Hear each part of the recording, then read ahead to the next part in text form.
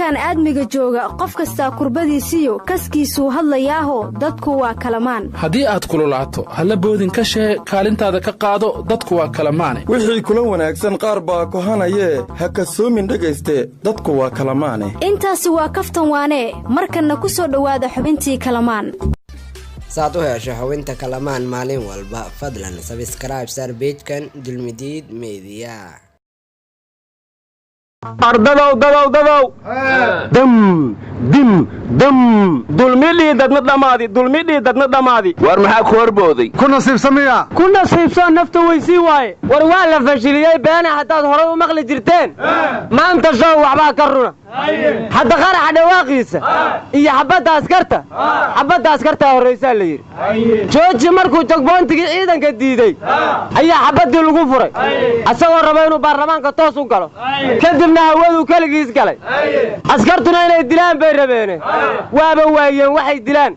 oo asaga iska taqallusay war qarax mooshin oo waday oo rabay inuu baarlamaanka keeno ajandaa laga hadlayay kuma jirin mooshin jagboontiga jiiraya war saas ma ee kooram ambuusi muwaay lambar 4 mid kale ayaa lagu fashiliyay ninkii wadana gacanta ayaa lagu hayaa leer gaariga war mar hadii ninkii nool la qabtay wax la dilo waa la helaya war qaraxyadu maanta ma waxay ahaayeen soo joog ninka laga waayo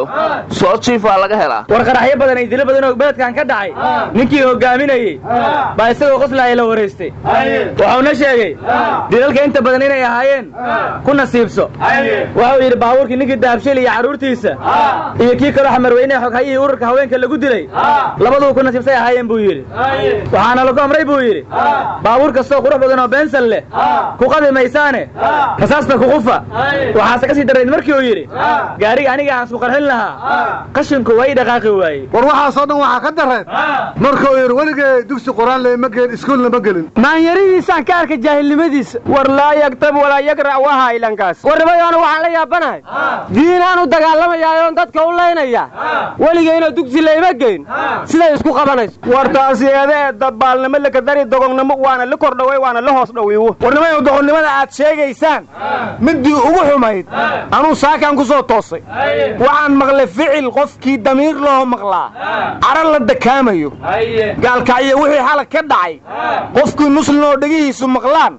nasiib buu leeyahay hadaan dhiig ku kacin marka waxaan aad uga xumaaday nin balaayadii bastooladaha wadata ay dishay in loogu aaro dad masaakiin oo aqaladoodii joogon ka warqabinba waxa kale oo iiga siiyaa badan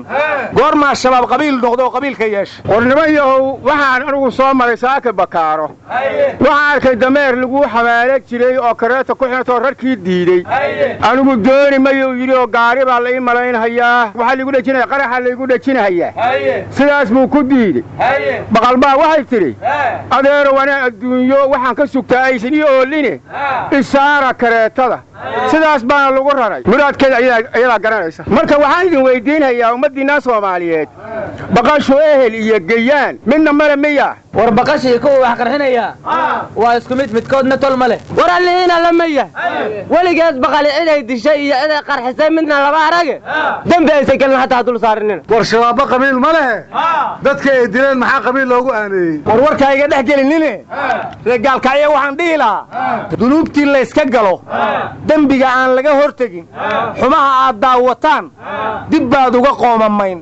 dulmigii biiraadadiyow qumbulo dariyo dhala waxa kale la yiri aadanaha dulmigu waa dabraa waana dumiyaa marka waxaan dhihi lahaa dadka gaalkacyo ku nool dambigii xalad dhacay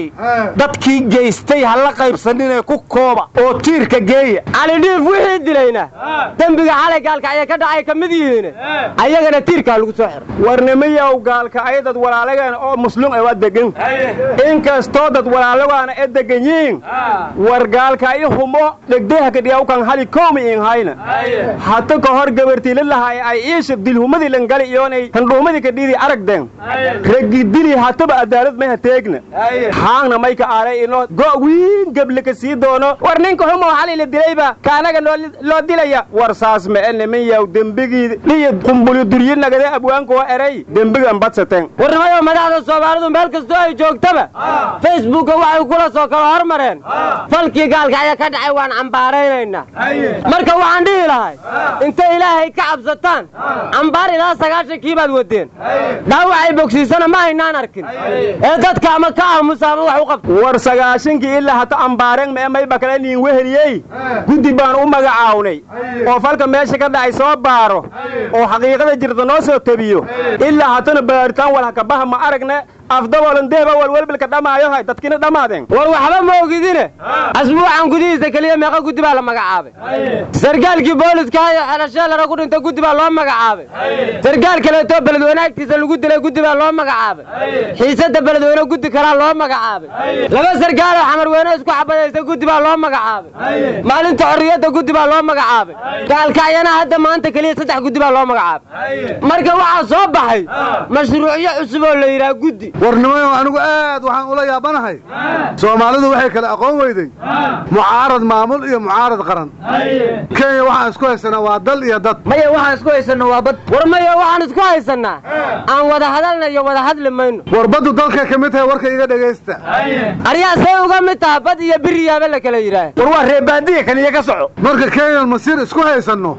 madaxda dhayso waa ku shiraynaa waxay kala aqoon waayeen qarannimada ilaalinteeda iyo mucaaradka ee madaxda dawladda uga soo horjeedaan war qaladku mucaaradka kaliya maaha madaxda dawladdu waa kuwa inta shir u aaday oo la yiri baasaboorka Soomaaliya kuma gali kartaan oo aeroboortka lagu celiyay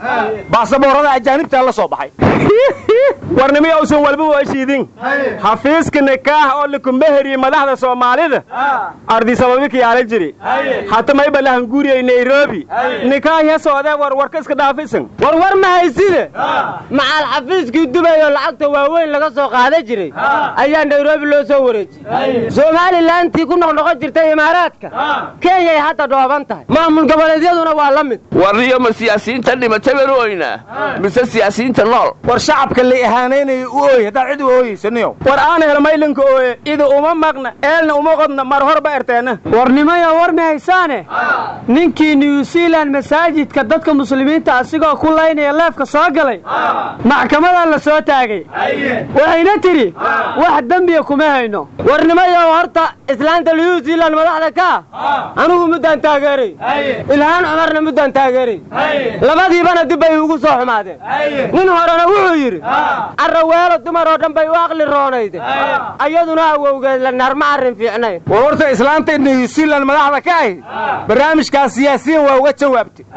laakiin anu maxkamadan la yaabana war naga tag meel maxkamadeedu indhalaadahay oo aysan baarag live-ku ninku soo galay siyaasadeeduna indhama leh war ninka ay maxkamadda New Zealand dambiga ku weysay maxkamadda ciidamada qalabka sida ee Soomaaliya la keeno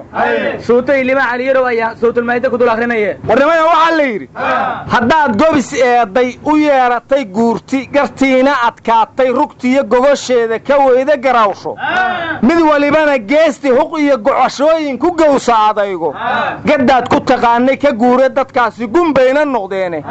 wanaag ha ka goobin war ma reer gaalka sheegaysaa maya reer mudugow sheega war garaawshaha warkii inga damboyay ana lankaasay maxkamadda ma inka garaawti inoo muslimiinta dhamaaya war sheegi maayo naga taga kalamaan buu sheegayay walaalaha qaranka Soomaaliland waa dad gobe ku dayda war si aan daacad ahayn iyo bariyahan dulmi biiraa dadka loo dilayay horta yaa ka damiina doolarka iyo bilaan madan iyo muraad makliya damiinka si aan daacad ahayn baa dadka loo dilayaa kuye xageed ka aragtay dad daacad loo dilayo war qaliishka waxa isku haysaa lilaahi Iran iyo Mareykan yaa ku adkaada horta war Saadiq Almahdi iyo General Burhan yaa Suudaan ku adkaaday war Huutiyiintii iyona isbahaysiga Arabta Yaman ay ka adkaaday war ma haysaana nin baa gabiyay wuxuu yiri Arabay taraan baa qarribay qalabadiinii qurqursiida gaalada waxaad qarash lahaydeen muslimkiina qayb lagama siin waadna qadiseen khayraadkii ee biyo shidaal qodata laakiinse qamri buu idinkugu bedelay adinka qayrkiina qashin cadow idin keenayaad ugu qoslaysaan war nin kala gabiyay isaguna wuxuu wuxuu yidhi allow carabta xoolaha ka qaada mase noo qayb war carabtaad sheegayso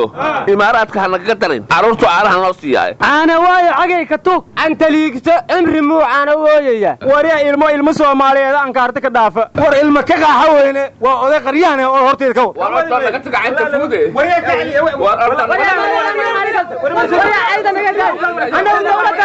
waryaa sharciga ilaalsha